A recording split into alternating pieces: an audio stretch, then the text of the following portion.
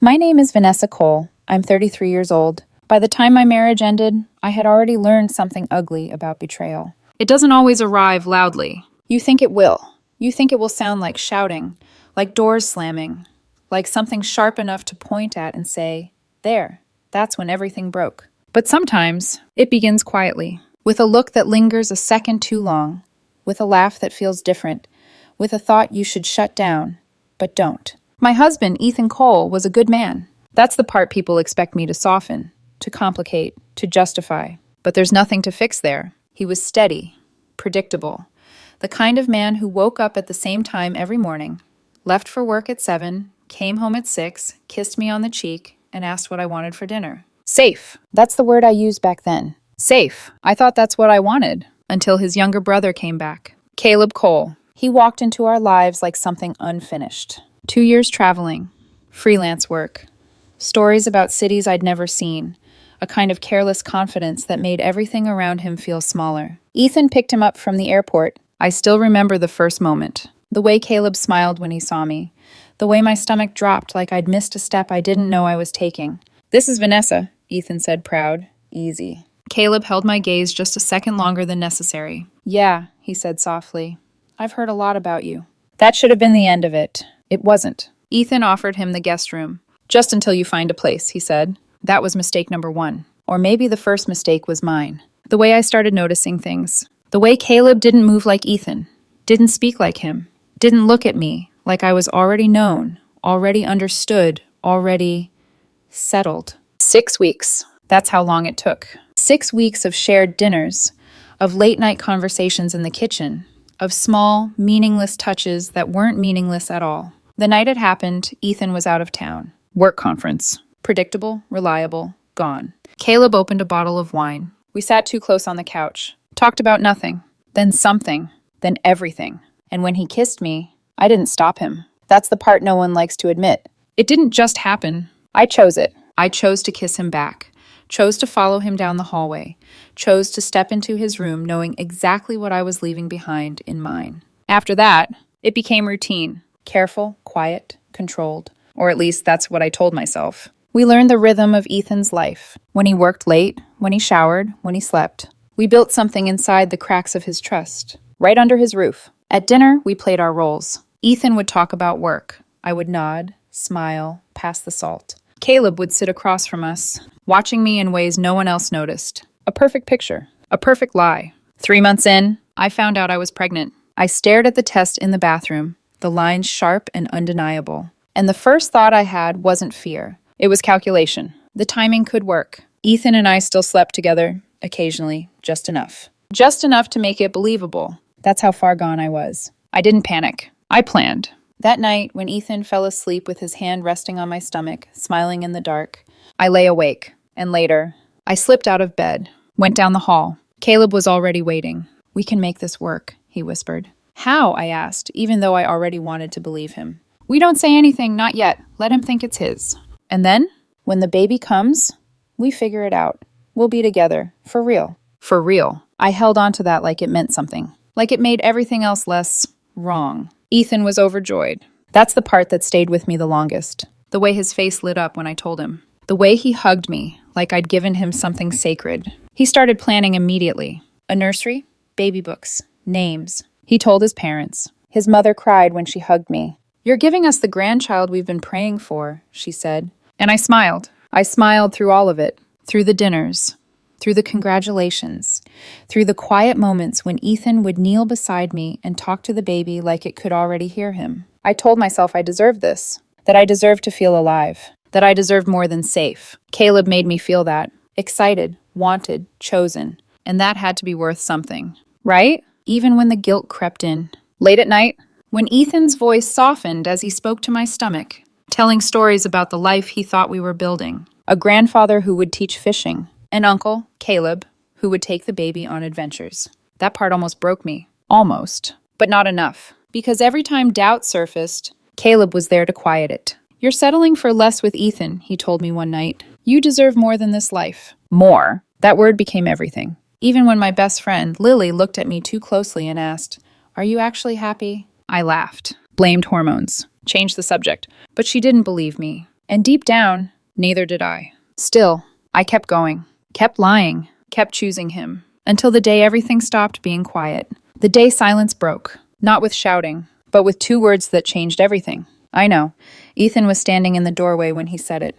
I know. Two words. No shouting, no broken glass, no rage. Just certainty. Caleb froze beside me, a knife still in his hand from where we'd been chopping vegetables, like everything was normal. Like we weren't standing in the middle of a lie that had finally run out of time. My heart didn't race. It dropped. Heavy, immediate, final. What do you mean? I asked, even though I already knew. Ethan didn't answer right away. He stepped into the kitchen slowly, like he didn't want to disturb something fragile. Or maybe like he was already done with all of it. I got a message at work, he said. Calm, controlled, too controlled. From someone named Megan Carter. Caleb's ex. I felt the floor shift under me. She said she thought I should know what my wife and my brother have been doing, Ethan continued. Sent pictures. A restaurant across town. You two didn't even try to hide it. Caleb started talking first. Ethan, man, listen, it's not... Don't, Ethan said, raising his hand. Not loud, but final. I tried next. It's not what it looks like.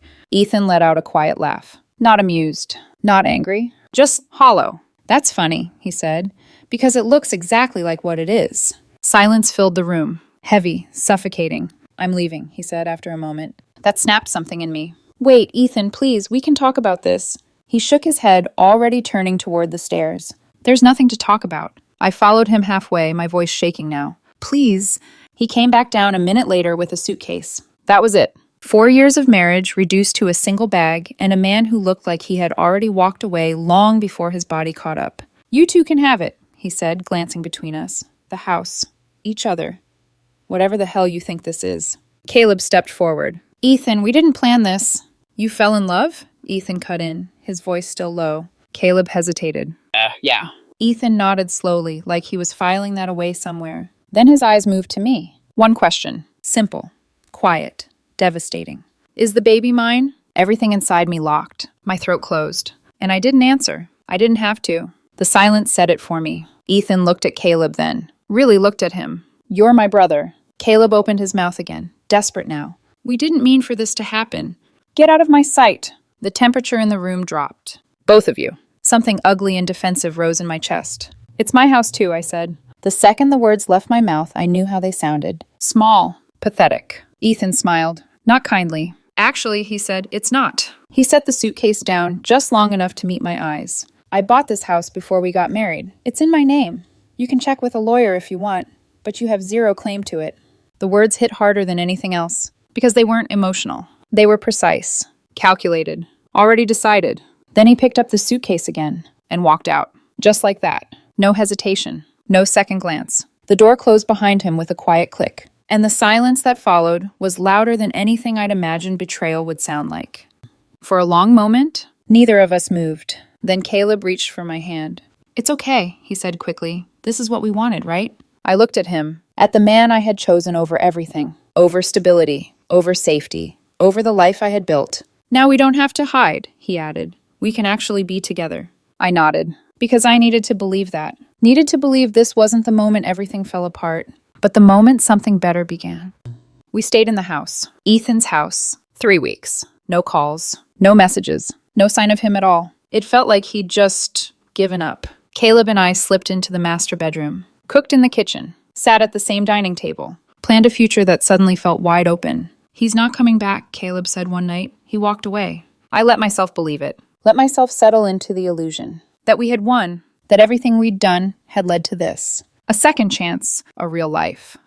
The doorbell rang on a Tuesday morning. I remember because I was folding baby clothes in what was supposed to be the nursery. I opened the door to a woman in a navy suit holding a clipboard. Behind her stood a couple in their 50s. Polite, quiet, slightly uncomfortable. Hi, she said professionally. I'm looking for the current occupants. That's us, I replied slowly. She nodded. I'm the realtor representing the new owners. This is Mr. and Mrs. Chen. They're here for a walkthrough of their property. My stomach dropped. What? The house? She clarified gently. They purchased it 3 weeks ago. Closing was finalized yesterday. They take possession today. The words didn't make sense. Not at first. That's not possible, I said. This is Ethan's house. Was, she corrected, checking her clipboard. Mr. Ethan Cole sold the property, cash sale, quick close. Caleb stepped forward beside me. There has to be some mistake. There isn't, she said calmly. You should have received an eviction notice. Eviction. The word hit like a slap. You have until 5 p.m. to vacate, she continued. After that, the sheriff will remove you. The couple behind her shifted awkwardly. We didn't know anyone was still living here, Mrs. Chen said quietly. The realtor handed me a stack of papers. Proof. Dates. Signatures. Everything legal. Everything final. 3 weeks. That's how long it took him. From the moment he found out, he listed the house, sold it, set everything in motion, while we were sleeping in his bed, planning a future inside something he had already taken away. He knew, I whispered. Caleb ran a hand through his hair. This is insane. We can fight this. The realtor pulled out her phone. I can call the sheriff now if you'd prefer. That ended it. We packed in silence. Garbage bags. Whatever we could carry. Clothes. Shoes. Fragments of a life that didn't belong to us anymore. The baby items, still in boxes, unopened. Ethan had bought them, planned for them, and now we were throwing them into trash bags like they meant nothing. Neighbors started gathering outside, watching, whispering. They knew. Of course they knew. Mrs. Patterson from next door didn't even lower her voice. That's what happens when you sleep with your husband's brother. My face burned. Caleb grabbed my arm. Just ignore it. But I couldn't, because she wasn't wrong. We carried everything out to Caleb's car, rushed, careless. The Chens waited in their vehicle. The realtor stood on the porch making notes. And just as we were pulling away, I saw him, across the street, sitting in a car I didn't recognize. Ethan, watching. When our eyes met, he smiled. Not warm, not forgiving. Something colder, something final. The kind of smile that doesn't celebrate victory. It confirms it. We drove in silence, to a motel off the highway. One night paid on Caleb's credit card. We sat on the edge of the bed, surrounded by plastic bags filled with everything we had left. No house, no plan, no future that existed outside of what we had imagined. It'll be okay, Caleb said. But his voice didn't sound like he believed it. And for the first time, neither did I. I rested my hand on my stomach. 6 months pregnant. Nowhere to go. And somewhere in the back of my mind, a realization began to form. We didn't win. We never did. The motel lasted 3 nights. That's how long Caleb's credit card held out before it declined at the front desk while I stood beside him, one hand pressed against my stomach, the other gripping the strap of a bag that suddenly felt heavier than everything we'd lost. We moved to a cheaper place on the edge of town. $40 a night. The carpet was stained. The walls were thin. The air smelled like bleach trying and failing to hide something worse. This is temporary, Caleb kept saying. Temporary. That word replaced future. We just need to get back on our feet. But we weren't getting back on our feet. We were sinking. Caleb started making calls. Apartments, rooms, anything. Every conversation ended the same way. Credit check. References. Rental history. And when they saw the eviction, the tone changed. Polite, distant, final. We'll be in touch. They never were. Word travels faster than you think. Especially when it has something ugly attached to it. It didn't stop there. My job found out. An anonymous email to HR. Detailed, specific, cruel in its precision. My relationship with my husband's brother. The pregnancy. Everything. They called it a moral character concern. I called it the end of my career. I don't see how my personal life, I started. They didn't let me finish. It's outlined in your contract, the woman across from me said, sliding a paper forward. Morality clause. 5 months pregnant. Unemployed. No savings worth mentioning. No safety net left. Ethan's family cut me off completely. His mother, who used to call me daughter, blocked my number. His father turned away in the grocery store like I didn't exist. His sister sent one message. I hope it was worth it. My own family wasn't any better. My mother cried when I told her. Not quiet tears. Not sympathy. Grief. How could you do this to him, she asked. To your marriage? I wasn't happy, I said. The words sounded small even to me. So you destroyed him? She shot back. That's your solution? My father didn't say anything at all. Just changed the locks. Sent me a text. You made your bed, lie in it. Caleb's family. That was worse. They had always preferred Ethan. The responsible one. The dependable one. Now their good son had been betrayed by their other son and his wife. I heard the voicemail his mother left him. You have destroyed your brother, she said, her voice shaking. Don't come back here. As far as I'm concerned, I have one son, and it's not you. Caleb didn't say anything after listening. He just stared at the wall. And for the first time, I saw something shift in him. Not regret. Resentment. Friends disappeared. People who had stood beside me at my wedding. who had laughed with me, celebrated with me, promised they'd always be there. Gone. Numbers disconnected. Accounts blocked. Invitations that never came. Lily, my best friend since college, sent one message. I can't be associated with this. Don't contact me again. The fantasy didn't shatter all at once. It eroded, slowly, painfully. In the motel room, Caleb stopped feeling exciting. He became stressed, short-tempered, distant in a way that had nothing to do with mystery anymore. We started fighting. About money, about plans, about blame. You're the one who got pregnant, he snapped once. The moment the words left his mouth, he tried to take them back. But it was too late. You're the one who said we'd be together, I shot back. That we'd have a real life. Where is it, Caleb? He didn't answer. Because there was no answer. Yes, I went to see Ethan. I shouldn't have. But desperation doesn't care about pride. I found out where he was staying through someone who pitied me just enough to tell me. When he opened the door, he didn't look surprised. Just tired. And done. Please, I said quickly. I need to talk to you. He started to close the door. I pushed forward just enough to stop it. I'm sorry, I said. I made a mistake. I wasn't thinking clearly. That made him laugh. A sharp, humorless sound. Now you weren't thinking clearly, he said. Not when you were sleeping with my brother in my house? I didn't mean to hurt you. You absolutely did. The words landed without hesitation. You just didn't think I'd find out. That's the only difference. I swallowed hard. I have nowhere to go, I said. I'm pregnant. We're staying in a motel. And that's my problem? The coldness in his voice made something inside me crack. I'm still your wife. Not for long, he cut in. Divorce papers are already being filed. My chest tightened. Where am I supposed to go? He shrugged slightly. Ask Caleb. He's the one you chose. He doesn't have anything, I said. We can't even find a place to rent. The eviction I gave you? He said quietly. Yeah, that tends to follow you around. I stared at him. You did this on purpose. No, he said. You did this. I just made sure you felt it. I reached for him without thinking. He stepped back immediately. Don't, he said. Don't touch me. Don't come here again. His hand tightened on the door. The next time we speak will be through lawyers. And then he closed it, just like that. I stood in that hallway longer than I should have, crying, aware of doors opening behind me, eyes watching, judging. I had nowhere left to hide. When I told Caleb, he didn't comfort me. He got angry. What did you think was going to happen? He demanded. I thought maybe he'd help, I said weakly. Help? Caleb let out a bitter laugh. You cheated on him with his brother and got pregnant with my kid. Why would he help you? Because I didn't know what else to do. Because everything we built had already collapsed. Because I was running out of options. We couldn't afford the motel anymore, so we left and moved into his car. We slept in parking lots, behind grocery stores, at gas stations, anywhere we wouldn't get kicked out. I was 7 months pregnant, trying to get comfortable in a passenger seat that never stopped reminding me how far I'd fallen. At night, the baby moved constantly, kicked, shifted, alive in a body that had nowhere safe left to take him. Eventually, Caleb found a temporary job, enough to rent a room. 1 room in a shared house. 3 other people. Thin walls. No privacy. But it was better than the car. They knew who we were. Of course they did. You're the ones who got caught cheating, right? One of them said casually over dinner. I stopped eating. Caleb didn't respond. Because what was there to say? I spent my days applying for jobs. No one called back. No one wanted a pregnant woman with no recent work history and a reputation that followed her into every room. We lived on instant noodles, food bank donations, and whatever hope we could pretend still existed.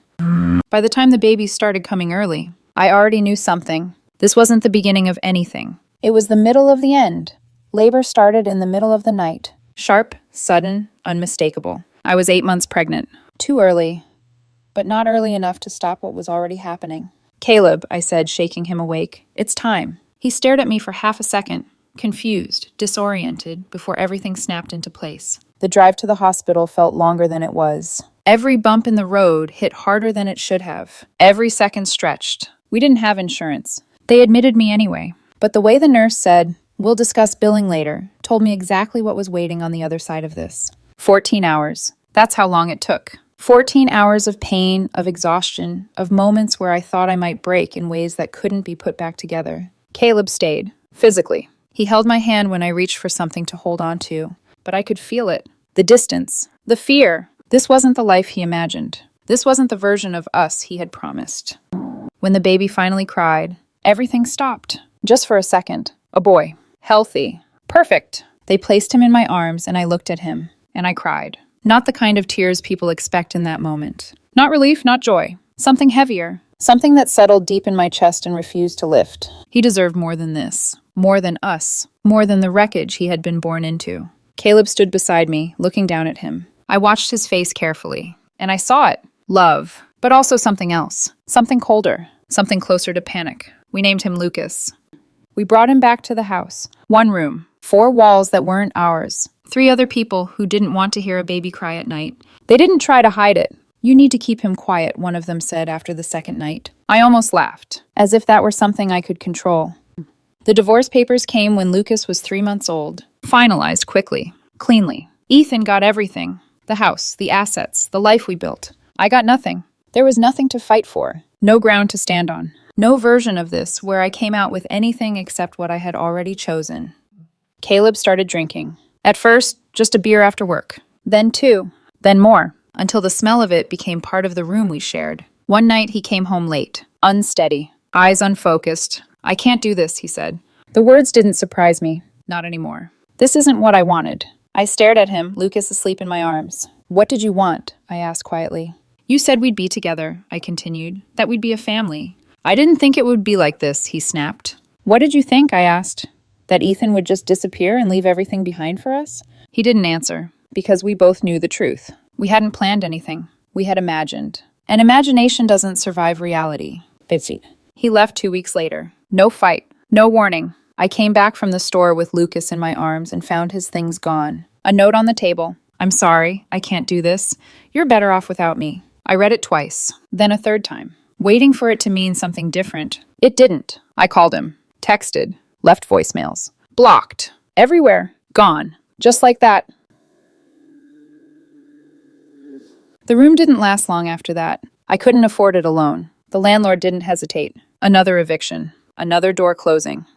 I ended up at a women's shelter. Me and Lucas. 1 bed. 3 other women. Children crying at night. Shared bathrooms. Rules, curfews. A life reduced to survival. This was what I had traded everything for. Time moved forward. Whether I wanted it to or not. Lucas grew. Learned to walk. Learned to talk. Asked questions I didn't have answers for. Where's my dad? I told him the simplest version. He had to go away. What else could I say? That he chose not to stay? That he walked away from us like we were something temporary?